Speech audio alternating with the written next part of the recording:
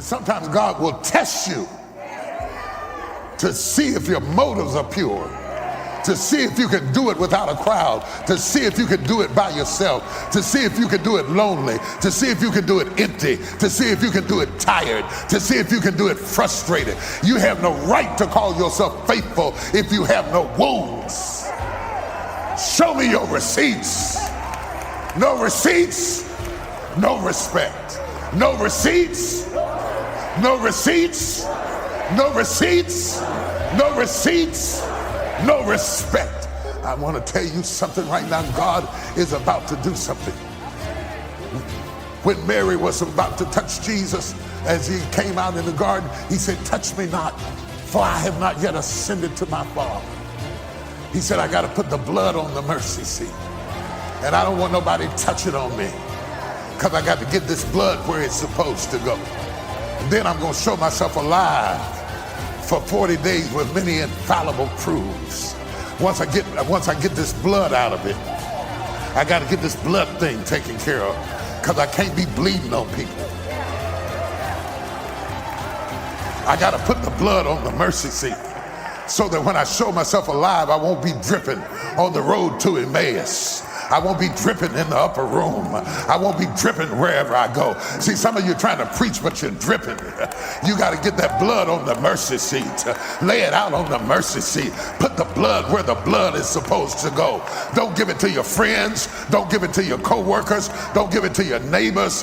Don't give it to your class. Don't give it to your student. Don't give it to your children. Don't give it to your wife, because all you're doing is creating generational curses, passing it down through the family. Stop bleeding on your children, about your husband, about your wife.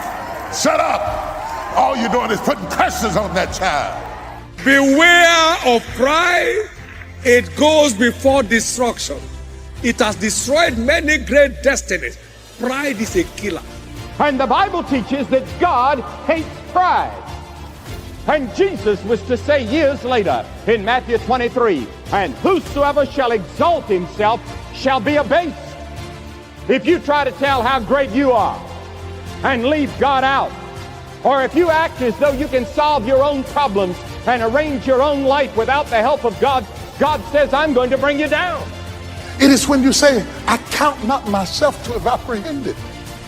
It is when you become vulnerable and say, I'm not there yet. I don't know how. Teach me. But you disguise your uncertainty with arrogance and lose the opportunity for revelation. And you are stuck on the journey because you are more concerned about your pride than you are your productivity. Pride causes us to make lame excuses, to be stubborn, only see things our way. You have to put your pride down and say, no, I'm not going to be offended because they left me out. I'm not going to be too proud to ask for forgiveness, to say I'm sorry, to admit that I was wrong. When we don't have humility, we think we're always right. We'll be stubborn, hard to get along with. Our relationships will be much better if we'll humble ourselves and let somebody else be right. Honor them by letting them have their way. But I wonder how much better our relationships would be if we'd start walking in humility, honoring the other person, letting them have their way, not always having to be right.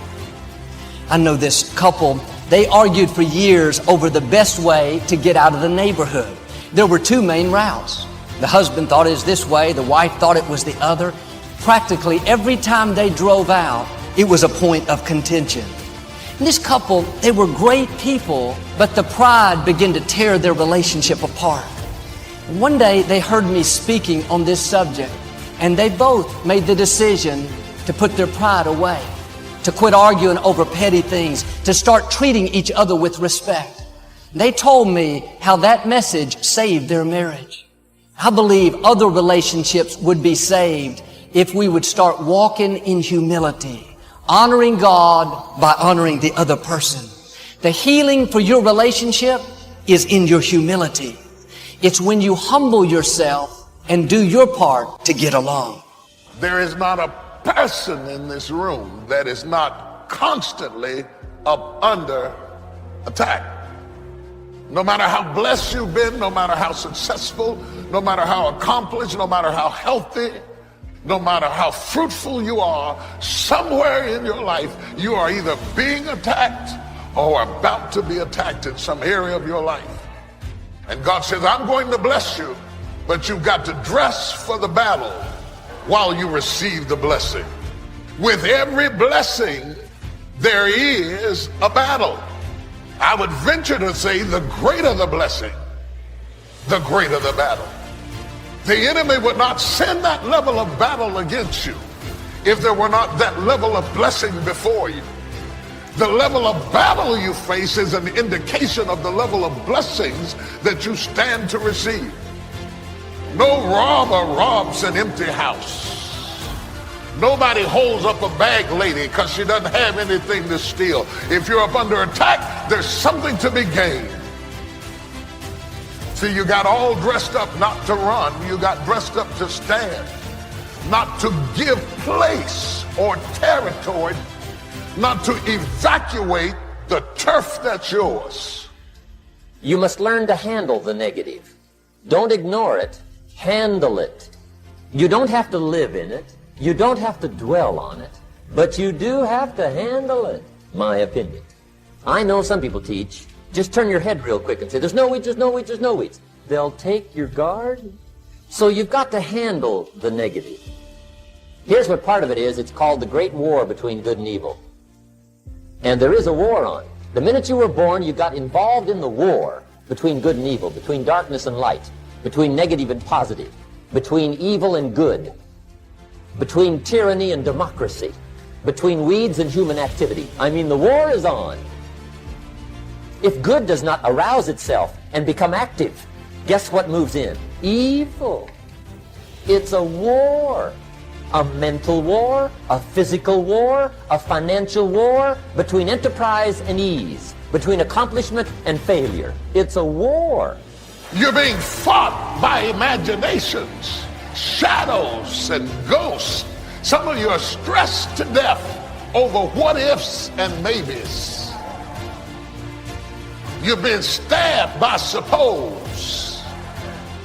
You lay in the bed wrestling with ghosts of what ifs and maybes and suppose and I think and I heard and I felt, and you wake up tired in the morning because you might have slept but you didn't rest, because all in your sleep you've been fighting. Most people are living their lives from a heart place and not a head place. They are so engrossed with what the heart feels that they have not covered what the head thinks. Most people are governed by their emotions.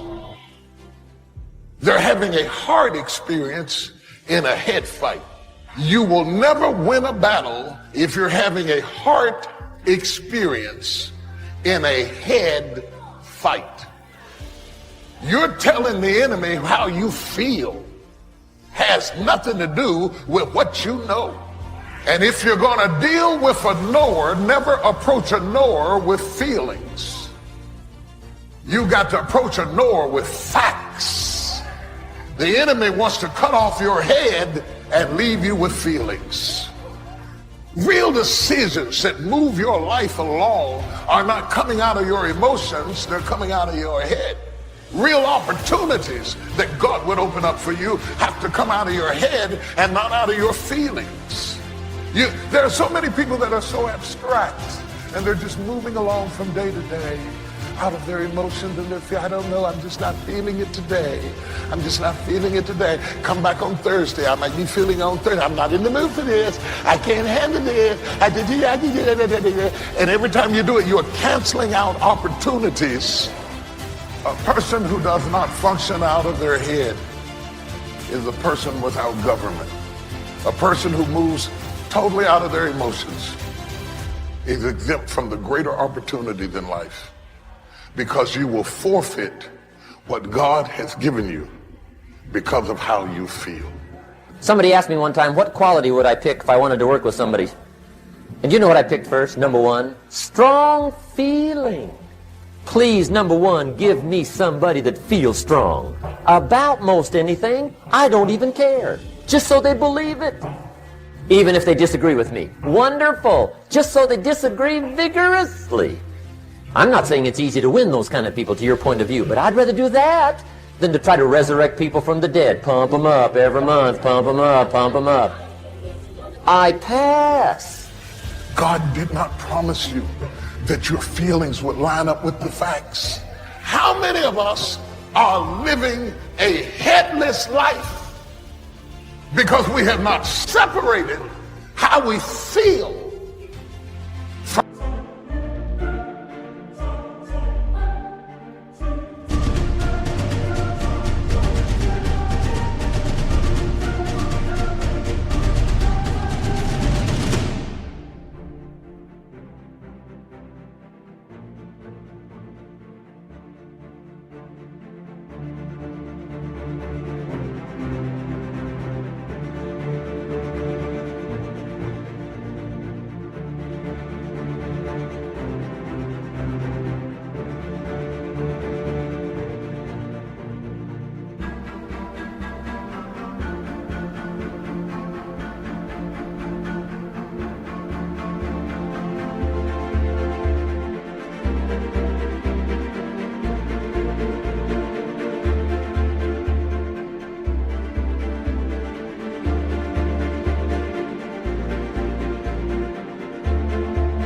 what we know.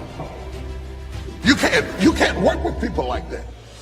You really can't work with people like that, because if I criticize your work, it doesn't mean I criticize you. And to have to babysit your feelings, when I don't have time to babysit your feelings, I need you to correct the problem and go back to work. It's not personal if you do it right. I know that's culture shock to a lot of people. Because everything you've ever gotten, you've gotten out of your feelings. But let me tell you, the devil is not fighting you over your feelings. He is fighting you over your head.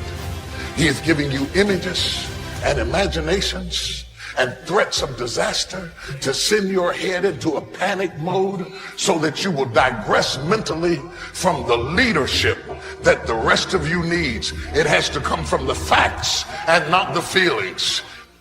Are you a kingdom without a king? Are you so busy managing the emotional relationships that you have that you don't have the energy to think the thoughts you need to think to go where you need to go? Are you so busy managing your feelings and the feeling the people around you and trying to make them feel what you feel and need what you need and want what you want, that you're not making progress in life? The definition of lunacy is to keep doing the same thing, expecting a different result. So why are you doing what doesn't work? If flipping out on her isn't working, why are you still doing it?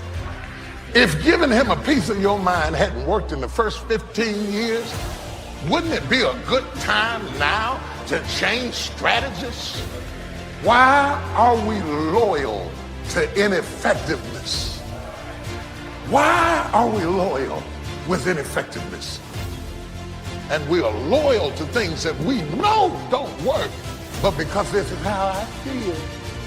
You don't have to force yourself or motivate yourself to think negatively, to be depressed, to hate somebody, to want revenge, to want to get back at somebody, to beat yourself up over the head, to feel loaded with guilt. You don't have to make any effort to do that. Your mind is on automatic. It will do that by itself. The next thing that is important is that expect things to get better for you, because they are. See, life is cyclic. You're not, whatever experience you're having right now, it has not come to stay. It has come to pass. Not to stay, just to pass. It's just going through. The biggest challenge is to know what's happening. This is a part of this thing we call life. This too shall pass. And maintaining perspective, putting it in perspective. See, a lot of us, because of our limited vision of ourselves, a lot of us who begin to focus on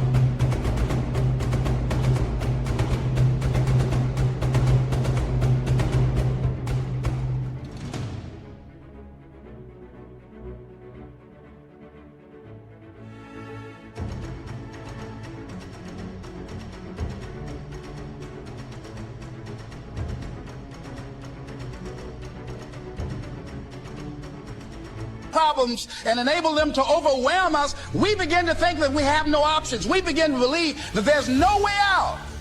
Repeat after me, there's always a way. I'm unstoppable. This will not get me down. And if I get knocked down, I'm going to be like Leo Pascal. You said you're going to have some low moments in life, but when you do, you will have high lows. Because you're going to have sometimes low moments when you won't want to get out of bed. You just want to stay there. There are times you won't want to come out the house. There are times you'll be feeling bad and don't know why. What's wrong? I don't know. It's called life. Someone said we have two primary choices in life. We can either accept conditions as they exist, or we can take the responsibility to change them. See, a lot of people want to exempt themselves from taking responsibility. All they want to do is talk about the problem. Every time you see them, they'll tell you their story over and over and over and over again. No.